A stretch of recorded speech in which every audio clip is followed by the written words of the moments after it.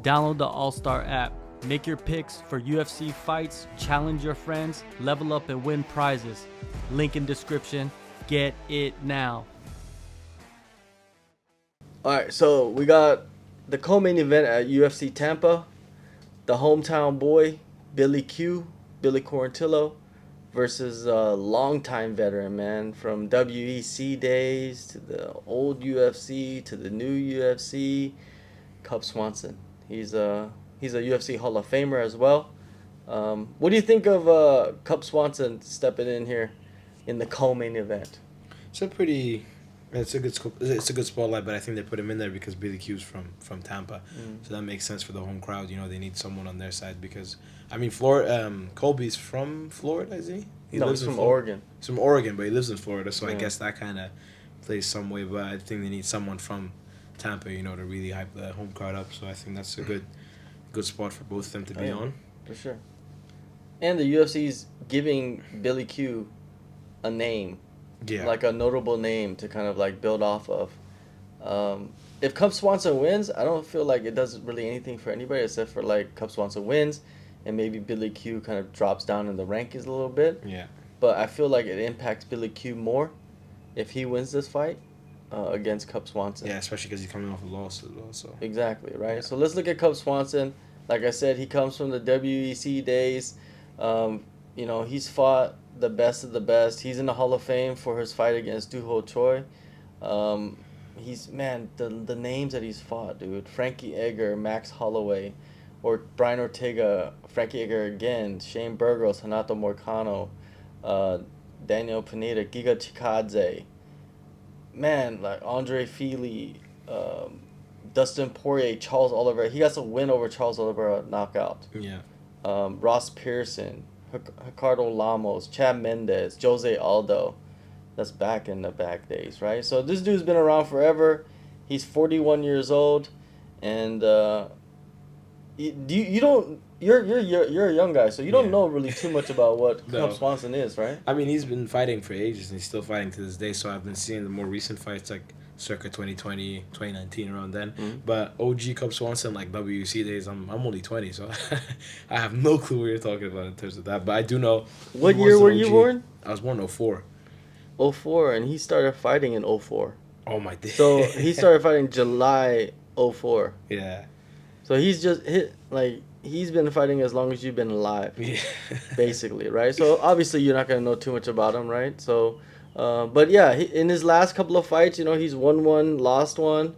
He's been trading wins and losses, but he's been fighting some decent competition, right? Andre Fili, Hakeem Dawodu, and he's been jumping back from bantamweight to featherweight as well. Yeah. Jonathan Martinez, Darren Elkins, Giga Chikadze. You know, these names are not, you know, they're not easy fights for anybody. Not at all, and he's no. and he's 40 years old, taking these fights.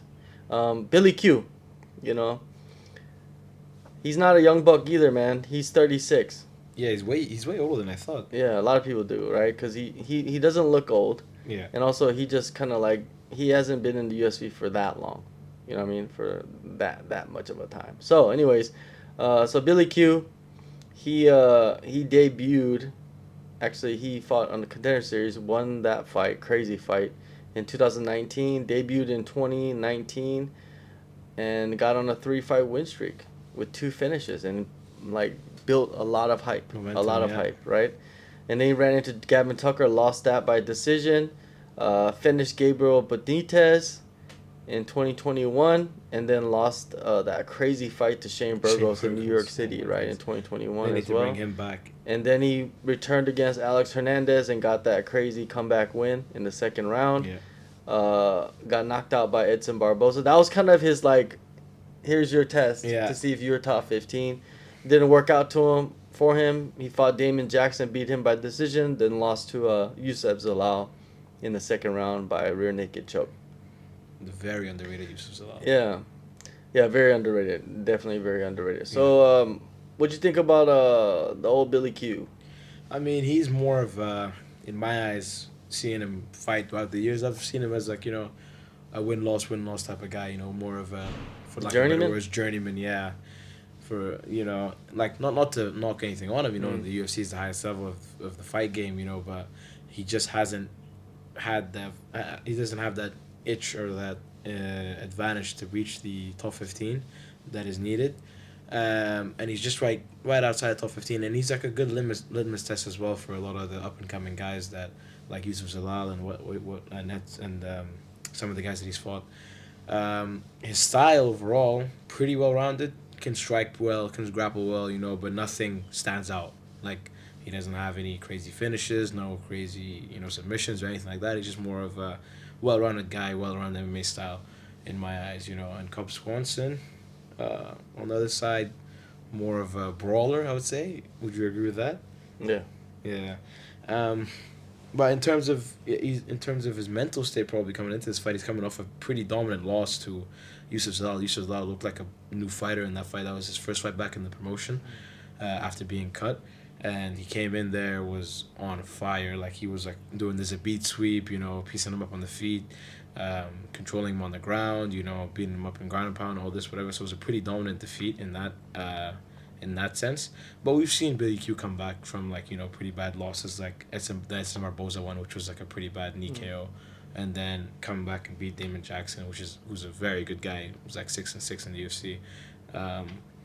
But in the Cub Swanson matchup, I don't know. It's a pretty 50-50 fight. What do you think about the fight in general, or what do you think about Cub Swanson in general? Cub Swanson, he's still fighting at a higher level, so I feel like he's in this fight, no matter what. Yeah.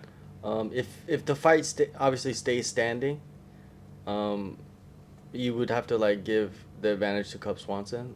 He needs to stay out the clinch. He needs to stay out of any kind of cage wrestling. He just needs to stay away from any kind of wrestling at all and getting to the ground, because I feel like Billy Q will end up beating him if the fight is spent a lot of time on the ground. Billy Q will end up beating Cub Swanson. I don't think it would be a sub though. I think it would just be like no. I don't think it's a sub. I think he could TKO him on the ground too. Yeah, Billy Q, he's relentless, right? And he's chaotic. He wins in these chaotic fights. Cub Swanson's kind of the same way. I feel like that's why they put this fight together, because they want a 3-round classic. Yeah. And I feel like they're gonna probably get a 3-round classic. They're gonna go back and forth. Billy Q, just to make it exciting, he might not even grapple.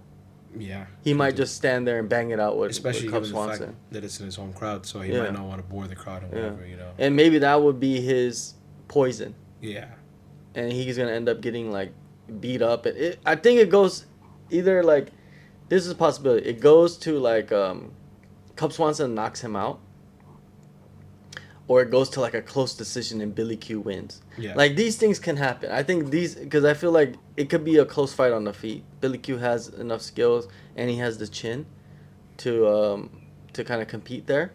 And you never know. Billy Q could catch Cub Swanson, man, slipping and hurt him a little bit and then overwhelm him, because Billy Q's good at seeing something and attacking it and smelling blood. Yeah, exactly, right? So that's a scenario that is possible.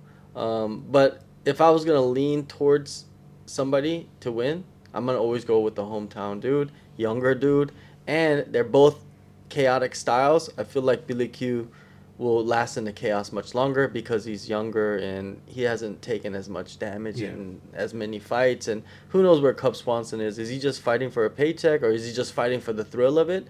Because if you are, then are you trying to even win? Yeah, that's another question.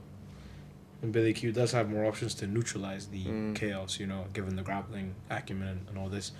But in the betting lines, it's a 50-50, I think. Right? Yeah, it is definitely 50-50. It's coin toss, so I wouldn't approach that if you're betting. Nah. Yeah, it's not a good idea. I'd bet, there's so many possibilities, because this fight could end early. Now, I don't feel like it's going to end early, man. I feel like these twos are just too tough. Yeah. If it ends, it'll be second round or third round, or just a decision. Yeah. So if it's over 2.5 rounds, maybe you take that over 2.5 rounds if it's a good line for that. But yeah, these are two old dudes that are gonna put on a show, man. I feel like the crowd is gonna affect this fight tremendously. They're gonna go crazy, and it's a treat. I'm taking Billy Q though. I think I'll go with Billy Q by decision as well. It's a logical pick, but it is a close fight. Anything could happen.